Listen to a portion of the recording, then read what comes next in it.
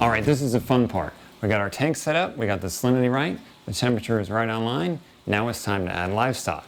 Now I know what a lot of you are thinking again, you're going, wait, this tank isn't cycled, it's only a couple days old. Well, that's where Dr. Tim's one and only nitrifying bacteria comes in. If you've been watching Mr. Saltwater Tank TV, you've seen this before, and I use it religiously, and we're gonna use it on this build as well.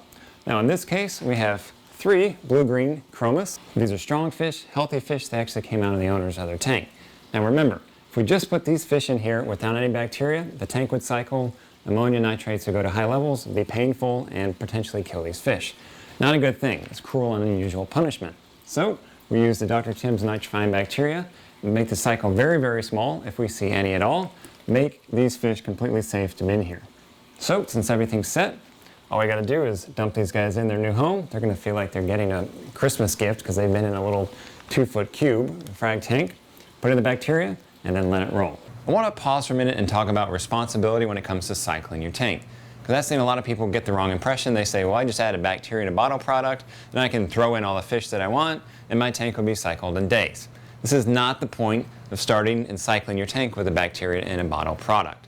The point is to add the product and add 1, maybe 2 fish if you have a big tank. Now again, if you have a 75-gallon tank or smaller, I like doing it with the fishless cycle like Dr. Tim has set up. If you have a 75-gallon tank or bigger, go with 1 fish. If you're 200 gallons or bigger, okay, then maybe go with a couple fish. But the key always is patience. You want to take it slow. You don't want to rush into cycling your tank, putting a lot of fish in there.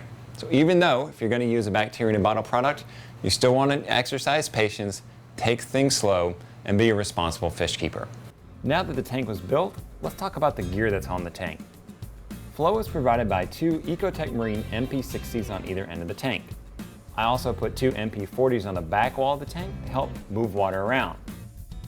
Now, since the vortex talk to each other wirelessly, I set them up to run at different intensities at different times by having one pump be a master and the other pump be in anti-sync mode. When the master ramped up, the anti-sync pump ramps down. The 2 MP40s on the back wall replaced an EcoBack mode, which further randomized the flow. Lighting is handled by 3 Ecotech Marine Radions mounted on a custom rail system. When this tank was built, Ecotech's rail system wasn't available yet, so we had to go custom. The rail system was suspended by 2 custom-made brackets, and wires were then zip-tied together to make everything nice and neat. Jumping under the tank, skimming is provided by a Reef Octopus XP5000 cone skimmer. A custom stand was fabricated for the skimmer, which helped keep it in place and in the right depth of water. The skimmer has been working well, producing crazy amounts of bubbles and good skimming. Tank automation is provided by a fully equipped Neptune Apex system complete with water on floor sensor that will alert the owner via text message if the tank leaks. I also built in a salinity probe for monitoring, well, salinity.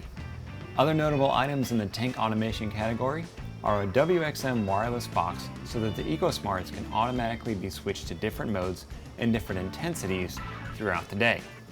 Top-off service is provided by Tunzi's osmolator, which is of course rock solid. Calcium alkalinity and magnesium dosing are handled by bulk resupplies of 1.1 milliliter a minute dosing pumps. We even built in a spare pump just in case.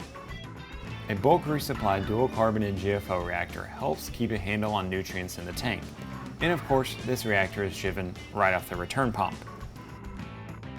Here's what's missing on this tank build: a refugium and biopellets or other carbon dosing methods. Why didn't I put those on the tank? Because they aren't needed.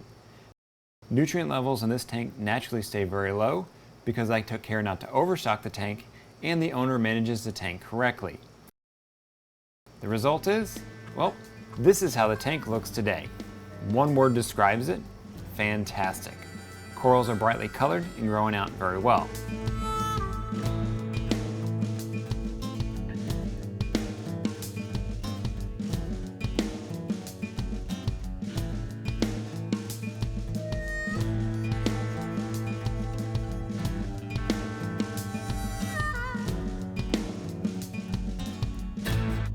The fish are all 100% disease-free and happy. Of course, no funky coral supplements on the tank, and the owner certainly doesn't waste his time and money feeding his corals. Recently, the owner finished his tank by building in a false wall. The false wall hides all the equipment on the tank, and it leaves a nice polished look for the tank, so when you look at the tank, all you see is the stunning beauty of the livestock. There you have it. There's my VIP client 235-gallon tank build. Tank looks great. I'm happy to see that it's continuing to look great and that the owner, most importantly, is enjoying his tank. I'm Mark Callion, Mr. Saltwater Tank. This has been Mr. Saltwater Tank TV. Till next time, have a good one, enjoy your tanks, and know your tank personality.